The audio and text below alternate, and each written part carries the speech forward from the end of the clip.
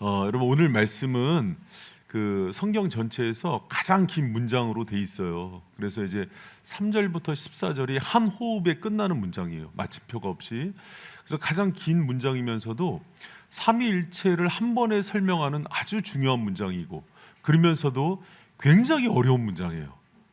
그래서 여러분 이 본문을 보통 이제 강해 설교자들이 10번까지 나눠서 하더라고요. 근데 만약에 그렇게 되면은 이 삼위 하나님의 구조가 한 번에 눈에 안 들어와서 제가 오늘 이거를 다 설명하고 강론하려고 그러는데 우리 바이센 성도들은 잘 깨달을 줄 믿습니다. 그래서 여러분 집중해 주시고요.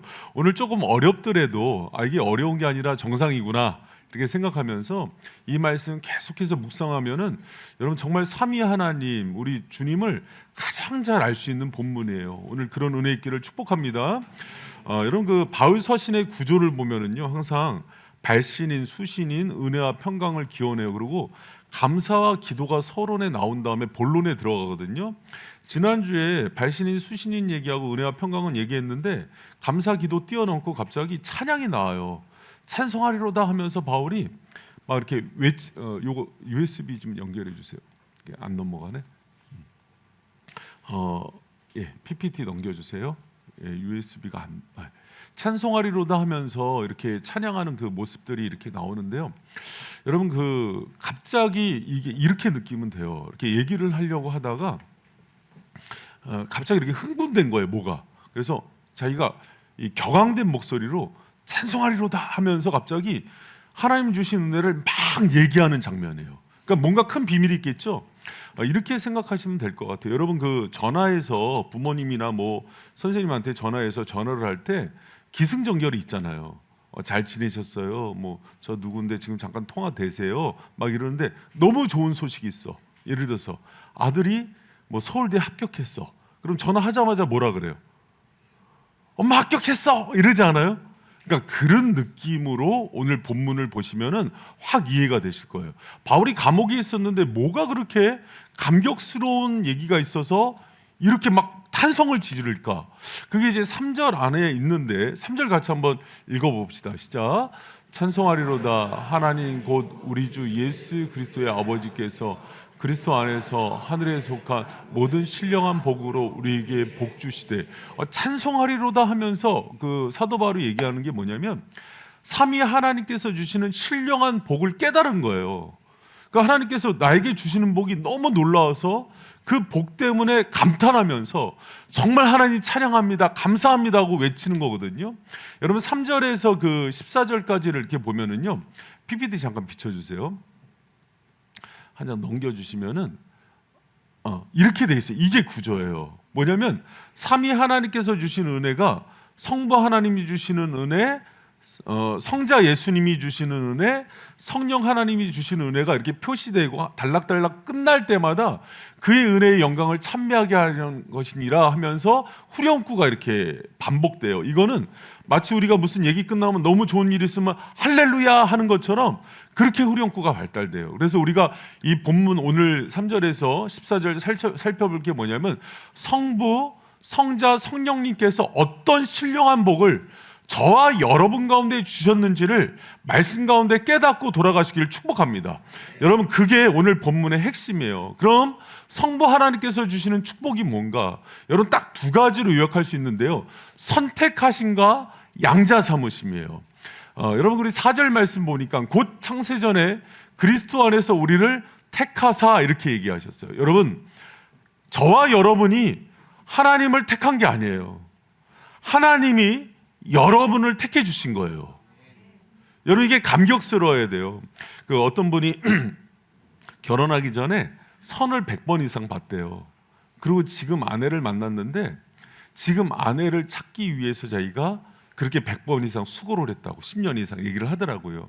여러분 하나님은 여러분 선택하기 위해서 지금 인구만 60억이에요. 60억 분의 1. 여러분 그러면 지금 2000년만 따져더라도 얼마예요? 인류 역사상. 그렇게 여러분을 선택하신 거예요. 여러분, 하나님의 선택이 있었기 때문에 여러분 예배도 드릴 수 있고 말씀의 은혜도 누릴 수 있고 찬양의 감격도 누릴 수 있는 거예요. 감옥 안에서도 바울처럼 찬양하고 하나님의 소망 가운데 거할 수 있는 게 하나님이 저와 여러분을 선택했기 때문이심을 믿기 바랍니다. 여러분, 그런데 한 가지 주목할 게 있어요. 우리를 선택했는데 그리스도 안에서 선택했다고 4절에 나와요.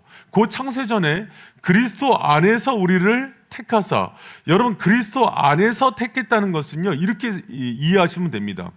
우리가 보통 예수 그리스도 이렇게 생각하면은 항상 우리가 이제 그 선악과를 따먹고 나서 죄 가운데 범하고 또 죄 가운데 있을 때 우리를 구속하신 은혜, 십자가의 사랑을 얘기하거든요. 그런데 예수님은 만세 전에 삼위 하나님으로 함께 계신 분이세요. 그래서 우리를 창조하시고 하나님께서 선택할 때부터 그리스도 안에서 선택했다는 건 뭐냐면은 우리가 죄 짓기 전에도 이미 주님은 자기 생명을 다해서 사랑하기로 작정한 대상이 우리라는 거예요. 여러분, 그 사실이 믿어지십니까? 여러분, 우리는 이렇게 생각해요. 우리가 타락해서 예수님께서 어떻게 하지 고민하다가 우리를 살리기 위한 방법으로 십자가에 달려 죽으시고 우리를 구원했다. 그게 아니라 처음부터 우리가 창조되고 하나님이 우리를 선택할 때부터 이미 십자가에 달려서 자신을 다 내어주는 것 이상의 사랑으로 우리를 사랑하고 계셨다는 거예요. 여러분, 그게 우리에 대한 선택에 담겨진 그리스도 안에서의 선택적 사랑임을 믿으시기 바랍니다. 여러분, 예를 들어서 우리가 자녀를 낳았을 때 엄마의 마음에는요, 어떤 사랑이 이미 부어지냐면 얘가 유아 때 똥 싸요. 똥도 싸고 시도하죠. 더럽다 이런 느낌이 들어요? 아니죠. 받아내죠. 얘가 이제 뭐 7, 8살 되면 뭐 미운 7살, 막 미운 6살 죽이고 싶은 7살 막 이러잖아요. 그래도 죽여요? 안 죽이죠. 그 땡깡 다 받아주죠. 그러다가 얘가 사춘기가 돼요. 십자가 돼서 막 정말 그 조폭도 무서워한다는 중이가 돼요. 그럼 중이가 되면은 너는 이제 더 이상 너랑 관계 맺기 힘들다, 나가라 그래요? 그거 다 받아주죠. 그러고 나서 뭐 여러분, 그 부모의 마음에는 뭐가 있냐면 이미 이 아이를 내 아이로 출산하는 순간부터 내 자신을 전부 줄 정도의 사랑이 이미 포함되어 있는 거예요. 주님이 여러분을 선택했다는 것은 이미 우리가 죄를 짓든 안 짓든 상관없는 예수 안에서의 사랑으로 여러분을 바라보고 있음을 믿으시기 바랍니다. 그게 여러분 하나님이 우리를 선택했다는 것에 대한 의미인 거예요. 여러분, 우리는 가끔 흔들려요. 내가 잘하면 사랑하겠지, 내가 주님 안에서 헌금 많이 하면 사랑하겠지, 내가 주일 성수하면 사랑하겠지. 아니라니까요. 그 사랑이 우리를 굴복시킨다니까요. 여러분, 오늘 주일날 그 사랑, 우리를 선택하신 그 사랑, 예수 안에서 이미 만세전부터 여러분을 향해서 정말 자신을 십자가에 내어주기까지 사랑을 작정한 그 사랑 가운데 거하는 저 여러분 되시길 축원합니다. 여러분, 왜 선택했어요? 입양하려고요. 그게 이제 5절이에요. 여러분, 5절 말씀 같이 한번 읽어봐요. 시작. 예수 그리스도로 말미암아 자기 아들들이 되게 하셨네. 여러분, 선택해서요 종으로 부려먹으려고 또 주님 일 시키려고 한 게 아니라 자녀 삼으려고 주님이 선택하신 거예요. 여러분, 뭐 페미니즘, 그 페미니스트들이 왜 꼭 아들이어야 돼요? 여러분, 그렇게 시비 걸지 마세요. 그냥 대우법이에요. 그냥 자녀를 총칭할 때 아들 이렇게 하는 거니까 자녀 삼으시려고 그런 거예요. 여러분, 주님은 여러분과 인격적인 교제를 맺는 것을 가장 행복해 하세요. 여러분, 그 사실 믿으십니까? 이 세상에 그 어떤 권력자, 힘 있는 자가 아니라 주님이 선택한 자녀들이 와서 예배하는 게 그게 너무 기쁜 거예요. 여러분, 주님은 그렇게 여러분을 사랑하신다는 거, 그래서 자녀로, 아들로, 딸로 삼고 싶으시다는 거, 그 사실을 믿으시기 바랍니다. 여러분, 만약에 어떤 사람이 눈을 감으면은 그 사람이 생각나요. 그리고 그 사람만 보면 막 입에 미소가 지어져요.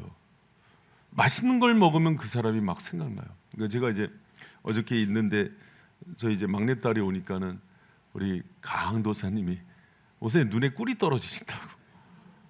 아니 이제 거울 보니까 꿀 안 나오더라고요. 그러니까 그게 이제 느껴지는 거죠. 여러분 하나님이 여러분을 볼 때 그래요. 여러분 예배의 자리는요 그 사랑을 확인받고 가는 자리예요.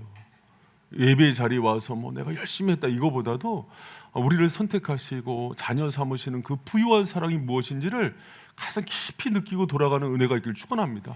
주님은 그 지식이 있기를 원하시는 거예요. 여러분 그 자녀가 된다는 게 어떤 은혜가 있는지 알아요? 자녀는 상속자예요. 여러분한테 만약에 큰 돈이 있어요. 100억 있다고 칩시다. 죽을 때 누구 줄래요? 저 주세요. 저. 자녀 줘요. 상속자예요. 그러니까 자녀는 상속. 하나님이 우리를 자녀 삼아서 이 땅에 있는 모든 것들 같이 나누고 싶은 거예요. 하나님의 은혜, 신령한 은혜를 나누고 싶은 거예요. 그래서 바울이 그걸 깨닫고 나서 그걸 하나님께서 감옥 안에서 보여주시니까는 감옥 안에 있는 내 형편과 처지가 그렇게 힘들고 열등감에 빠지는 게 아니에요. 오히려 높은 자긍심 가운데 하나님이 나를 그렇게 선택하시고 자녀 삼으시고 상속자가 된 거를 할렐루야 찬송하리로다 이렇게 나오는 거예요. 여러분 얘기 듣고 보니까 찬양이 터져 나오지 않아요? 여러분 그래도 뭐니 해도 뭐니에요? 하나님이 그 은혜가요, 여러분, 이 신령한 은혜라 그래요. 그래서 신령한 복, 땅에 속한 복은요 아주 낮은 단계예요. 이 신령한 복이 채워져야 땅에 있는 물질적인 것도 진짜 복이 되고 관리가 되는 거예요. 여러분 신령한 축복의 주인공 되기를 축원합니다.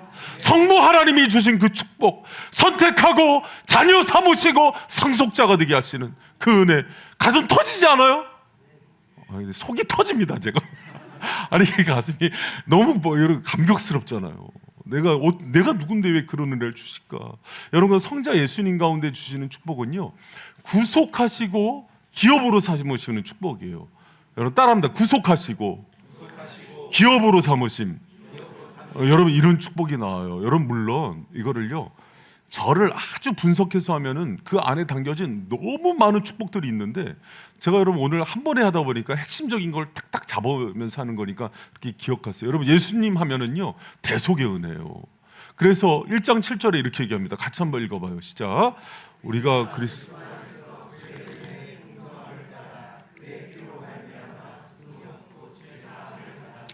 여러분 구속은요 사로잡힌 자에게 해방과 자유를 주는 얘기예요. 뭐에 사로잡혔어요? 죄예요. 사망 권세예요. 거기로부터 우리를 자유케 하고 영생을 주실 분은 딱 한 분이에요. 석가가 아니라고요. 마음의시 아니라고요. 세상에 지혜 있는 자가 아니라 오직 한 길 예수님만이 생명의 길이에요. 믿습니까? 여러분 그분이 우리의 모든 사망 권세로부터 우리를 살리시고 구원하셔서 또 죄의 값을 치러주세요. 여러분 이렇게 생각하시면 돼요. 그냥 주고 싶은 사람 그냥 덜컥 주고 이런 게 아니라 그분은 여러분 공의 하나님이기 때문에 우리가 치른 모든 죄의 값을 치러주셔야 된다고요. 죄 있는 채로 하늘나라에 들어가지 못해요. 하나님을 만나고 하나님의 자녀가 되려면 꼭 필요한 게 있어요. 그 죄가 없어야 된다고요. 죄가 있는 채로 하나님 나라 가면은 하나님도 불의한 자가 돼요. 그러면 그 죄를 어떻게 없애야 돼요? 그분이 대가를 지불해야죠. 저와 여러분의 이름표를 대고 죄 없는 그분이 십자가에서 모든 죄의 값을 치러주신다고요. 할렐루야. 여러분 그런데 그것만 갖고는 또 안 돼요. 여러분 말씀 왜 줬는지 알아요? 말씀을 다 지켜야 하나님 나라 가는 거예요. 근데 여러분 우리 말씀을 지킬 수 있는 힘이 있어요? 없어요. 그러니까 예수님이 율법의 수정자로 오셔서 그분이 친히 모든 율법을 완성하세요. 그러고 나서 그 의를 우리에게 전가시켜 주시는 거예요. 그러면서 함께 의롭다고 여겨주세요. 무슨 말인지 알죠? 하나님의 자녀가 되고 천국을 상속받기 위해서는 그분이 죄도 없게 해야 되고 의롭다고 칭해줘야 되는데 그냥 말로 하는 게 아니라 그분이 율법의 수정자가 되고 또 여러분 어린 양이 되어서 6월절 어린 양이 돼서 우리의 모든 죄를 짊어지고 대신 죽어주셨단 말이에요. 그래서 그분이 우리를 대속하셨다고 얘기하는 거예요. 여러분 구속하신 예수님이 우리를 그렇게 영생만 주신 게 아니라 오늘 보니까 기업을 주신대요. 근데 기업을 주신다는 얘기 전에 10절에 보니까 그리스도 안에서 통일되게 하려 하심이라 하면서 11절에 모든 일을 그 마음의 원대로 역사하는 자의 뜻을 따라 우리가 예정을 입어 그 안에서 기업이 되었으니 이렇게 얘기해요. 여러분 여기서 통일되다 하는 얘기는요 그냥 남북 통일된다는 의미가 아니라 이 헬라어 언어는 주님의 통치와 다스림으로 경영한다, 이런 뜻이에요. 예수 그리스도의 통치와 다스림이 있는 곳에만 하나됨이 있어요. 통일됨이 있기 때문이에요. 여러분, 그렇게 그분이 통치하셔서 결국은 연약하고 부족한 우리를 하나님의 가장 가치 있는 존재가 되고 기업이 되게 하시는 것이 예수 그리스도의 은혜예요. 여러분, 우리는 연약하고 부족하고 죄인이에요. 그러나 그분이 통치하세요. 통일되게 하셔서 우리를 장성한 분량에 이르셔서 결국 가장 빛나는 보석과 같은 기업이 되게 하시는 그 은혜가 예수님의 은혜인 거예요. 여러분, 믿으십니까? 여러분, 축구 선수 중에서 누구 제일 좋아하세요? 손흥민이라고 해주세요. 손흥민 좋죠. 여러분, 손흥민이 처음에 이제 분데스리가라고 이제 독일에서 축구 경기를 했잖아요. 근데 거기서 잘하면은 영국은 EPL이잖아요. 그리고 스웨덴은 라리가, 그래서 3대 빅리그가 있잖아요. 그래서 분데스리가에서 영국 EPL로 넘어갈 때 처음에 건너갔는데 1년 반, 거의 2년 동안 헤맸어요. 그러니까 이제 왜 그러냐면 EPL은 굉장히 격렬해요. 몸싸움도 치열하고 힘들어요. 그래서 분데스리가보다도 좀 버티기가 힘든 구조거든요. 그래서 떠날라 그랬어요. 다시 독일로 돌아가려 그랬어요. 그때 그것을 눈치채고 포체티노 감독이 잡아요, 손흥민을. 그러면서 면담을 했는데 그게 나중에 공개가 됐죠. 뭐라고 면담을 해주냐면, 손흥민, 내 계획 안에 네가 있어. 지금은 적응하느라 힘들지만은 나는 일찍이 너를 주목했어. 네 자질을 믿어. 그래서 스카우트한 거야. 계획을 갖고 있어. 그래서 손흥민이요, EPL에 남기로 해요. 그 이후에 5년 후에 득점왕이 됩니다. 여러분, 이걸 잘 봐요. 감독이 이 선수를 살릴 수도 있고 죽일 수도 있는 권한이 있어요. 손흥민을 키우려 그러면 부상으로부터 보호하고 득점할 수 있는 그쪽에 계속 패배하는데 집어넣었다가 하면 기도 죽고 그래서 힘들어져요. 근데 감독이 살릴 마음으로 계속 키워주는 거예요. 그 계획이 있다는 걸 갖고 남아요. 그래서 득점왕이 돼요. 여러분, 예수님이 통치자가 된다는 의미가 그런 의미예요. 나의 감독 되시는 예수님이 나를 가치 있는 선수로 만들기까지 책임져 주세요. 이게 통일시키는, 통치하시는 예수님이 기업이 되게 하신다는 뜻이에요. 주님은 우리를 구속하는 데서 끝나지 않아요. 그분은요, 우리를 천하보다 귀히 여기세요. 믿습니까? 그분의 그 사랑으로 결국은 우리의 삶을 다스려주고 통치해 주셔서 최고의 가치 있는 그런 기업으로 삼아주신다는 것을 믿는 저 여러분 되시기를 축원합니다. 이게 예수 그리스도 안에 있는 신령한 복이에요. 여러분, 이 복이 여러분에게 복이 되십니까? 주님이 그 사랑으로 여러분을 대속하시고 십자가에 달려 죽으시기까지 사랑하셔서 모든 값을 치러주시고 의롭게 만들 뿐만 아니라 이 땅 가운데서도 그분의 기업이 되기까지 감독관이신 그분이 여러분을 자라게 하시고 성장시키고 가장 가치 있는 기업으로 빛나게 해주신다는 걸 믿으시기 바랍니다. 그 믿음 가운데 나가는 거예요. 그래서 감옥에 있는 사도 바울도 찬양하는 거예요. 주님, 내가 여기가 끝이 아니군요. 나를 살리실 주님을 기대합니다. 그러면서 나가는 거예요. 여러분, 힘들고 어렵지만은 그때 우리 가운데 소망이 있어요. 다시 주님 바라보면서 일어나고 새 힘을 얻고 나에 대해서도 포기하지 마시고 나를 빛나게 만드실 주님이 그분의 이름을 걸고 하시는 일이잖아요. 믿고 나가는 여러분 되시길 축원합니다. 할렐루야. 보아하니 여러분, 성부 성자 하나님이 잘 이해가 돼요? 좀 대단한 분들 같아요. 그리고 성령 하나님도 한번 볼까? 여러분, 성령 하나님이 주시는 은혜는요, 인치심과 보증이 되어 주시는 거예요. 여러분, 지금 제가 사실은 성부, 성자, 성령에 대해서 설명하면서 다 그 조직 신학적 용어를 쓰기 때문에 쉽지 않은 얘기인데 여러분이 잘 이해하는 것 같아서 감사해요. 그리고 이걸 이해시키는 분은 성령님인 줄 믿습니다. 그러니까 우리 서로 교만하지 말고 주님께 맡겨요. 근데 임치심과 보증이라는 개념이 쉽지는 않아요. 그래도 여러분 한번 잘 들어보세요. 1장 13절에 보면 성령 하나님이 주시는 축복이 나와요. 여러분, 성부, 성자, 성령만 잘 이해해도 이단에 안 빠진다는 얘기래요. 근데 우리가 하나님에 대한 지식이 없어서 자꾸 이단에 빠져요. 근데 성령 하나님이 하시는 일은 뭐냐면요, 여러분 봐요. 성부 하나님이 우리를 계획하시고 작정하시고 선택하시고 예수님이 대속의 은혜를 주셔도 성령 하나님이 내주하셔서 깨닫게 하지 않으면 절대 깨달을 수 없어요. 여러분 그 사실 믿습니까? 여러분 제가요 오늘 예를 들어서 이제 우리 대한민국 최고의 뭐 명설교자가 왔다고 칩시다. 뭐 스펠전이 왔다고 쳐요. 그분이 설교를 해도요 성령께서 전달하지 않으면 여러분한테 전달이 안 돼요. 그리고 여러분한테 깨달음이 없어요. 그래서 성령을 전달의 영이라고 그래요. 적용의 영이라고 그러고. 근데 그 성령이 하시는 가장 첫 번째가 뭐냐면은요 인치심이에요. 우리 13절 같이 한번 읽어봐요. 시작. 그 안에서 너희도 진리의 말씀 그 안에서 또한 믿어 약속의 성령으로 인치심을. 여러분 인치다는 거는요 이렇게 도장 찍는 거예요. 도장 이거 내 거야. 여러분 도장을 왜 찍어요? 이거 내 거라는 거예요. 내 소유를 뜻할 때 동시에 보호를 뜻해요. 여러분 더 이제 도장보다 더 이제 강한 그 의미가 뭐냐면 그 미국 영화 보면 서부 개척시대 때 소나 말 엉덩이에 인두 지져서 이렇게 쭉 지지죠. 그러면 이제 김씨네 집은 K를 쓸 거 아니에요. 이씨네 집은 뭘 써요? L을 쓸 거 아니에요. 그러니까 지지는 이유가 뭐예요? 이거 내 소유라는 거예요. 근데 K라고 찍힌 그 소가 갑자기 이씨네 집에 있어. 그러면 여러분 이 K 김씨네가 어떻게 할게요? 달라 그러겠죠. 근데 안 줘. 인도 그 위에다 더 찍었어. 바꿔놔서 속이려고.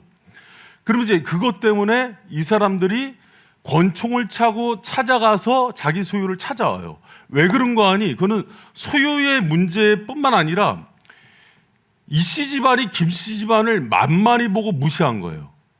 그렇기 때문에 명예와 자존심이 걸린 문제이기 때문에 총을 차고 찾아가서 그걸 뺏어와요. 이게 이제 옛날에 OK 목장의 결투라고 기억나세요? 주말의 명화 옛날에 할 때 이게 이제 그런 싸움이에요. 그러니까 여러분 주님이 우리를 인쳤다는 거는 우리가 누구 소유라는 거예요? 하나님 소유라는 거예요. 그럼 소유에 대한 뭐가 들어와요? 보호가 들어와요. 여러분은 하나님이 성령으로 인쳤기 때문에 사탄이 여러분을 건들 수 없어요. 여러분 주님이 그렇게 자신의 자존심을 가지고 여러분을 지키십니다. 여러분 그 요한복음 10장 27, 28절 큰 목소리로 읽어봐요. 시작. 내 양은 내 음성을 따르며 나는 그들을 알며 그들은 나를 따르느니라. 내가 그들에게 영생을 주노니 영원히 멸망치 아니할 것이요 또 그들을 내 손으로 빼앗을 자가. 여러분 인치는 개념인 거예요. 그들은 내 양이다. 내 음성을 알고 내 소유기 때문에 영원히 멸망치 않겠다. 여러분은 성령의 인친 자들이에요. 주님의 소유라고요. 주님이 목숨 걸고 보호하신다고요. 여러분 믿으시기 바랍니다. 여러분 또한 성령님께서 주시는 두 번째 은혜가 보증하신대요.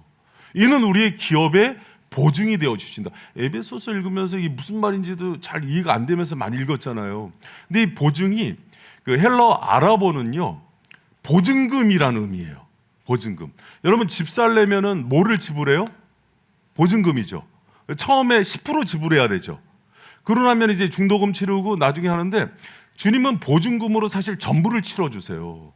그래서 이미 미래에 들어갈 천국에 대한 보증, 또 이 땅에서 누릴 신령한 그 축복에 대한 보증이 성령님인 거예요.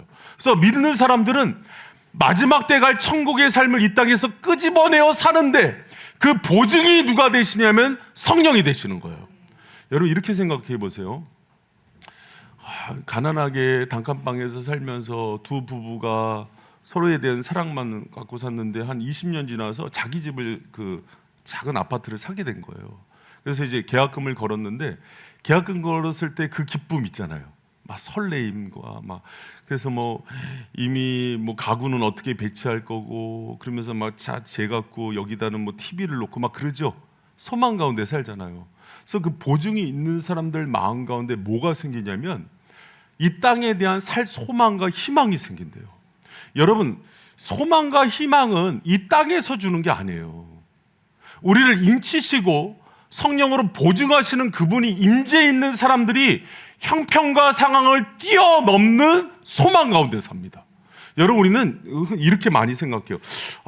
뭐 좋은 직장에 가면 돈이 많으면 뭐 좋은 집에 살면 소망이 생긴다 그러지 않아요. 소망은 하나님께서 은사로 우리에게 부어주시는 거예요. 여러분 그런 소망의 일꾼들 되시기를 축원합니다. 여러분 성령뿐만 아니라 여러분 한번 생각해 보세요. 삼위 하나님께서 성부 하나님이 주시는 선택과 양자의 축복, 성자 예수님이 주시는 구속과 기업이 되기까지 다스리는 은혜, 성령 하나님이 인치심으로 성령의 보증을 받는 자들을 소망 가운데 살게 하는 것, 이 모든 것들이 사실은 성부, 성자, 성령 하나님이 주시는 그 은혜들이 다 어디로 우리를 이끄냐면 소망으로 이끌어요. 이 땅 살면서 우리가 힘 있는 사람 한다, 돈 있다, 건강하다, 뭐 스펙 좋다, 이게 소망을 주는 게 아니라 삼위 하나님이 나와 함께 하신다는 그 은혜가 소망을 주는 거예요. 여러분 주님 주시는 삼위 하나님의 축복 가운데 누리는 그 소망 가운데 거하는 저와 여러분 되시기를 축원합니다. 여러분 요즘 목요일마다 요새 이제 목요일마다 뭐가 있어요? 부부학교를 해요. 그리고 이번 주에 선교학교가 이제 개강해서 우리 선교사님이 하는데 요새 위기의 부부와 가정이 참 많은 것 같아요. 힘들어요. 그런데 여러분 그 부부학교에도요 그 핵심 원리를 얘기할 때 두 부부가 자기 힘으로 가정을 소망 가운데 이루게 할 수 있는 힘이 없다는 걸 인정케 만들어요. 그걸 발견하는 거예요. 여러분 우리 고상선 목사님 그 얘기했잖아요. 결혼은 행복하려고 하는 게 아니라고. 거룩과 성숙을 위해서 하는 게 결혼이라고. 그렇죠? 믿으십니까? 이 전제와 목적만 바뀌어도요 내가 나를 지도 편다라는 아내도 사랑스러워 보여요. 그리고 아내 뒤에 있는 깜짝 놀랄 만한 장모님도 받아내게 돼요. 그렇죠? 그리고 씨월대에 대해서도 나를 거룩하게 하고 성화시킨다는 그 입장이 있으면은요 안목이 바뀌는 거예요. 왜 내 행복을 깨트려 이게 아니라 나를 지금 다듬어가는 과정이구나 이렇게 생각해요.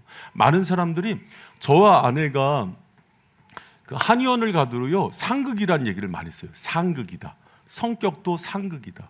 그런데도 그 속에서 하나님 주시는 은혜로요 성령의 하나 되게 하심, 도우심, 성삼위 하나님의 위로하신 가운데 지금까지 잘 살았던 거예요. 여러분 우리는요 우리를 볼 때 소망이 없어요. 삼위 하나님께서 주시는 은혜만이 우리를 지키고 가정의 소망이 되시고 청년 꿈이 없다는 청년들의 미래가 되어주시고 청소년들의 후견인이 되어주신 분이 바로 삼위 하나님이에요. 여러분 그런 은혜 가운데 살아가시기를 축원합니다. 누가 어떤 분이 그런 얘기 하더라고요. 세상의 동화책을 보면은 딱 결혼식까지만 나온다고. 저 곰곰이 생각해 봤어요. 왜 그랬을까? 결혼 이후의 모습을 보여주면은 동심이 파괴되겠구나. 그래서 이제 거기까지만 딱 얘기했구나. 저도 그러면서 이제 약간 좀 비판적인 눈으로 봤더니 백설공주 그 죽어서 유리관에 있었잖아요. 그 왕자 취향이 독특한 거예요. 죽어 있는 여자를 데려간 거잖아요. 그 마음에 들어서. 그러다가 그 독사가가 튀어나온 거잖아요. 여러분 시체를 누가 좋아해요? 그런데 너무 그러나 제가? 그런데 데려가다가 살아나서 결혼 생활하다가 싸우잖아요. 그러면 막말할 때 뭐라 그런지 알아요? 내 인생의 가장 큰 후회는 너를 살려낸 막 이러지 않겠어요? 여러분 사람이 이게 악해지는 거예요 이렇게. 그럼 백설공주도 여러분 난쟁이랑 살 때는 자기가 왕비처럼 살았지만 왕 비유 맞추기가 쉽겠어요? 그러니까 다시 난쟁이한테 돌아간다는 그런 얘기도 있고 그러는 거예요. 여러분 세상이 그래요. 잠자는 숲속의 공주 깨어나니까 맨날 집에 와서 자니까는 속상한 거예요. 그러니까 왕자도 짜증나는 거예요. 여러분 우리가 이 땅 살아갈 때요 부부만 결혼해서도 살아갈 때 서로 바라보면 소망이 없어요. 우리의 소망은 삼위 하나님 가운데 발견했을 때 이 땅에 있는 것들을 이기며 살 수 있게 되는 거예요. 여러분 그러니까 우리 여러 가지 힘들고 어려워도 삼위 하나님께서 주시는 신령한 복이 여러분한테 충만히 임해야 돼요. 그래야 이 땅의 부부 생활도 그러고 교회 생활도 그러고 직장 생활도 이기며 살 수 있다는 것을 기억하는 저의 여러분 되시기를 축원합니다. 여러분 샘 모임하면서 들어가 보셨잖아요. 발생교회만 그런 게 아니라 전국에 소그룹을 하는 모든 교회들이요 샘 편성하고 나면은요 항상 컴플레인이 들어온대요. 샘 바꿔 달라. 나 여기서 마음에 안 드는 들어갔더니 나하고 마음에 안 드는 사람이 있다고. 그래서 이제 2025년은 틀렸다 그러고 2026년을 기다렸어요. 거기 들어갔더니 마음에 안 맞는 사람이 2배로 늘어났어요. 그랬더니 이제 교회를 옮겼어. 교회를 옮겼더니 담임 목사님이나 사모님이 내가 마음에 안 들어서는 딱 그 케이스야. 이런 게 머피의 법칙이에요. 여러분, 우리가 이 땅 살아가면서 왜 그냥 땅에 있는 것들, 사람의 소망을 두면은 자꾸 이런 연단을 받게 돼요. 여러분, 삼위 하나님이 주시는 신령한 은혜 가운데 살아가는 저 여러분 되시기를 축원합니다. 여러분, 신앙은 그것을 통해서만 이겨내는 거예요. 여러분, 그 사도 바울이 얼마나 낙심이 되고 절망이 많이 됐겠어요, 감옥에서. 근데 갑자기 깊은 기도 가운데 하나님이 하늘을 여시니까는 삼위 하나님의 축복이 쏟아지면서 찬송하리로다 하면서 여기 외쳤던 이 축복이 여러분한테 가장 큰 은혜와 축복이 되기를 축원합니다. 그것을 깨달은 사람들이 내가 지금 땅에 있는 거 다른 것들을 붙들고 이기려고 했구나, 이걸 알게 되는 거예요.